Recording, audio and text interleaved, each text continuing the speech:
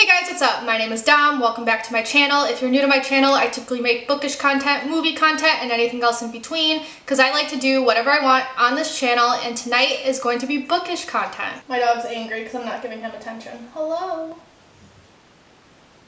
For today's video, I'm going to go over all the books I read in the month of April. I read 10 books, so let's get started. The first book I read last month was Spy X Family Volume 5 by Tatsuya Endo. This series follows Agent Twilight, who is a spy for the West because the West and the East are having a Cold War and he's trying to prevent a war, and in order to do that, he is assigned to Operation Strix, where he has to create a fake family. He convinces Yor to marry him and he adopts a little girl named Anya. However, Yor doesn't know that Lloyd, his family name, is a spy. Lloyd doesn't know that Yor is an assassin. Neither of them know that Anya is a telepath, and Anya, being a telepath, knows everything, but because she's like 5 years old, she doesn't understand the gravity of the situation, so shenanigans ensue. Since this is the 5th volume of a series, I cannot tell you the exact summary of this, otherwise you will get spoilers. I will say though, I gave this 4 out of 5 stars. I love the development of the Forger family, however, this is very Eden focused. Eden College is where Anya goes to school. And I learned through this volume, those really aren't my favorite chapters, hence why this is not 5 out of 5. Then I read Avatar: The Last Airbender, Legacy of the Fire Nation by Joshua Pruitt. This book is letters from Uncle Iroh to Zuko. Iroh and Zuko are my top 5 favorite characters of the OG Avatar: The Last Airbender TV show, so I was very excited to pick this up. If you saw my video for last month's read, I read Legacy, which is letters from Aang to his son Tenzin, and my problem with that book was that it was just basically a summary of the OG show. I didn't really learn new information. That is what this is. It's a summary through the eyes of Iroh. However, I do like this book better, 1, because it focuses on my favorite characters, but 2, because it is actually more emotional. I felt like Legacy was basically like scene for scene the same of the OG show, whereas this one, it's not, and it is a deeper dive into Iroh's emotions towards his son Lu Ten. Somewhat deeper, but I will get to that. And I cried, y'all. Like, this is my uncle. I would love to have someone in my life like Uncle Iroh. Like, whenever I'm trying to get through the day, I always ask myself, what would Uncle Iroh think? What does he want me to do? And there are several mentions about how the death of his son Lu Ten brought him closer to Zuko, in the sense, because if you've seen the OG show, Zuko is basically his adopted son. And some of these letters just had me in tears, and there were several letters written by like a young Zuko to Iroh, and I thought that was fascinating. But I did not give this 5 stars. I gave this 4.75 stars, so it was close, but I did not give this 5 stars because, again, it is basically a summary of the OG show, and I wanted to learn more, especially when Uncle Iroh was committing war crimes, because he committed war, like, yes, he's one of like the best characters, he's a hero by the end of the series, but he did commit war crimes in Ba Sing Se. And despite getting somewhat deeper into his history with Lu Ten, I still wanted more. I wanted to see more of Lu Ten. It was kind of generic and kind of what we already know from the show, and like the only new thing we got is artwork, official artwork of Lu Ten. But that's basically it. So 4.75 out of 5 stars. The next book I read is The Morning They Came For Us, Dispatches from Syria by Janine Di Giovanni. Janine Di Giovanni is one of the two, a journalist, and she was in Syria when the war was beginning, when there was the rise of ISIS and the refugee crisis that happened. And I found this book fascinating because I remember so many things going down back when I was in college. Like, I remember the photos of the refugees going around and just how sad that was, and I remember the Muslim ban, I remember how controversial everything was, and just how heartbreaking that whole situation was for me. And this book taught me more about it, like what exactly started, how it was kind of in the beginning it was a war between 2 different groups in Syria. And she talks about how in the beginning of this, you know, everyone thought of themselves as Syrians, but as the war went on, they no longer thought of themselves as one country. They now thought of themselves as Muslim Syrians, as Christian Syrians, as one group of people, as another group of people, and then there was just so much tension.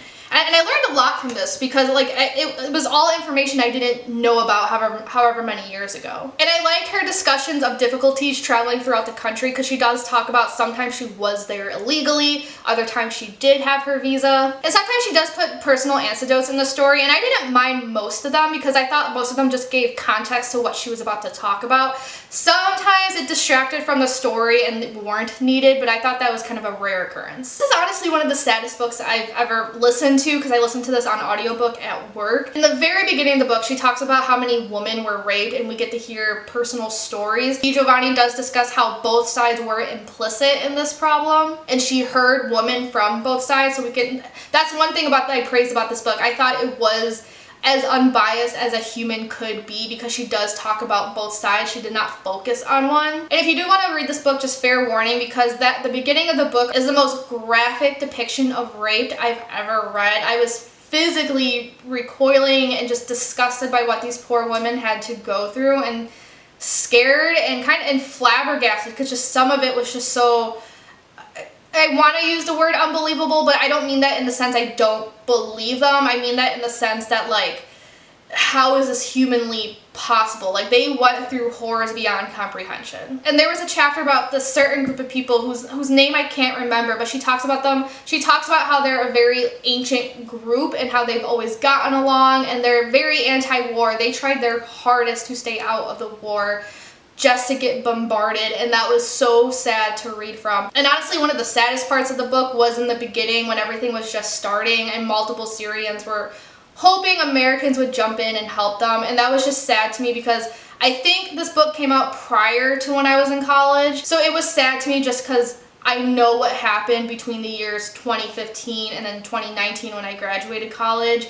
And knowing we didn't do jack shit for these people despite begging us to do something. So this book was an emotional whirlwind. I do recommend this. I gave this 4 out of 5 stars. But after that, I finished Demon Slayer One Winged Butterfly, which is a light novel companion of the original manga. The original manga is by Koyoharu Gotoge, but this light novel is by Aya Yajima. So the original manga takes place in about 1910s Japan, and demons run amok in this universe. They eat people, they kill people at night, that's why they're so scary. And our main character, Tanjiro, joins the Demon Slayer Corps after his sister is turned into a demon, and because he joins the corps so that he could find a way to turn her back into a human. So this light novel, the majority of the stories take place within the original timeline. There's one that's a spin-off. She has like a spin-off series when they're all like in an academy in a modern day setting. So there's one story about that, but everything else takes place within the timeline. I read the other light novel last month and I gave it it was a 3 out of 5 stars, but like a low 3 out of 5. I have the same issues with this book that I had with the last book, as in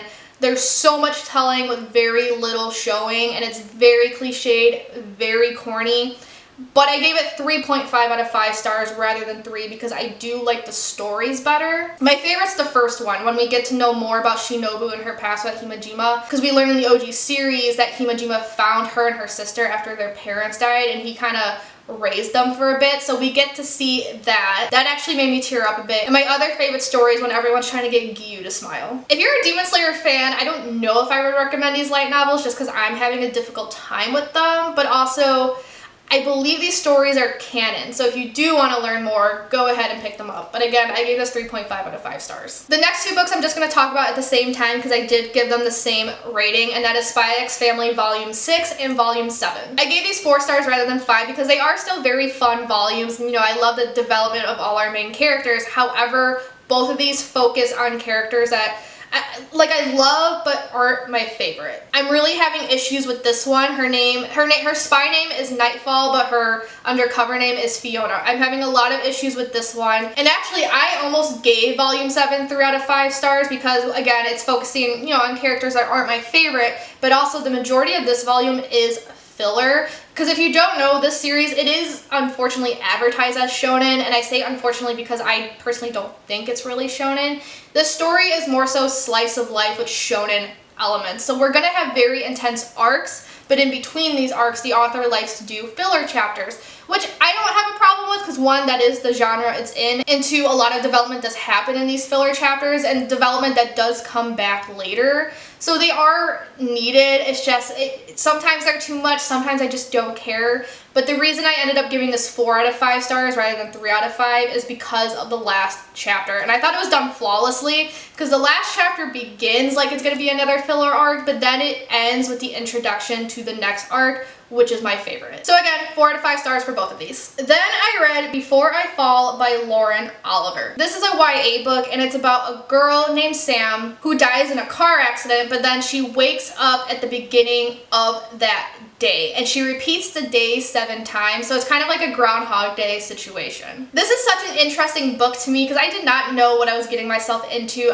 It's because it's like YA contemporary in a sense, with obviously like those magical sci-fi whatever elements, but I'm not gravitating towards YA these days. But I ended up actually enjoying this. It is one of those stories where it's about the main character starting off as a not so good person and becoming better. So fair warning for that, because Sam and her friends in the beginning are horrible. They are so mean. My jaw was on the floor when I was listening to some of the things they did to these people. One of her friends is like sadistic's a strong word, but very torturous and gets like a thrill out of making people's lives worse. Because in the very beginning I was like, the author wants me to feel for these people. But having said that, it is, you know, an adventure moving on from this book. One of my favorite parts of this book was like just the explanation about how the little things can greatly affect something. I thought she did a really good job showing that just the littlest changes changed a fate entirely. And you know what? Despite how these characters started in the beginning, the author did get me to feel— What? Sir, why are you making noises? Sorry, I don't understand.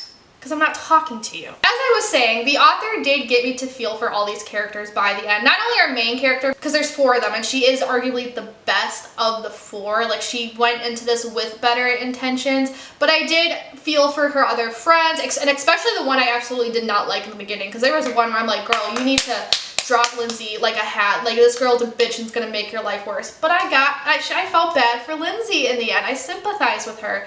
And you know, I love when an author can get me to go from hating someone to liking someone.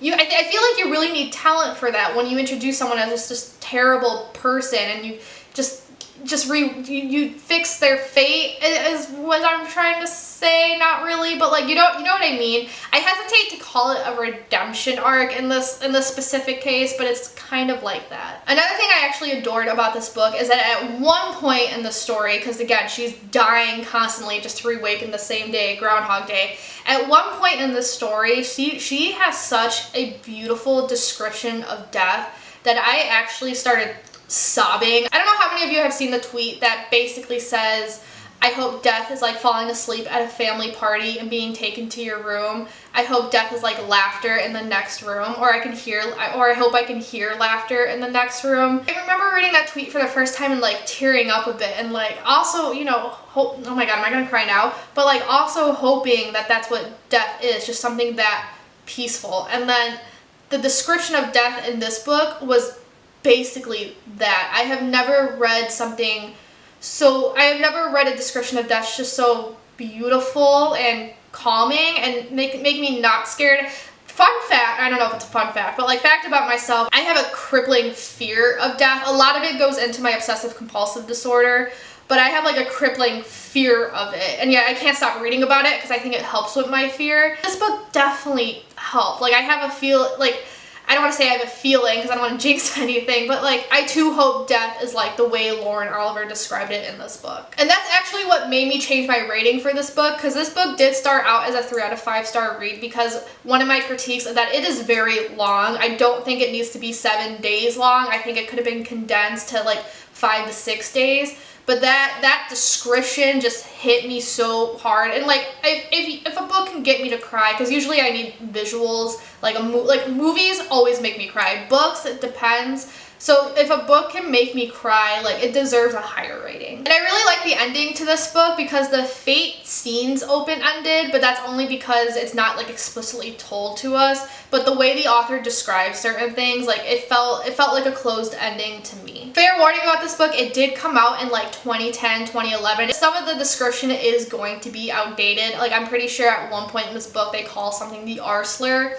So if you're interested in reading this book, just keep that in mind. But I did give this 4 out of 5 stars. Next, I read Spy X Family Volume 8 by Tatsuya Endo, and I gave this 5 out of 5 stars. This is so action-packed, and I am absolutely obsessed. It is the best arc in the series so far, and it's Yor focused, who's my favorite character, so what more could I ask for? So Olivia Savannah over at Olivia's Catastrophe popped into my Insta DMs, and she was like, hey, I am here to make a deal.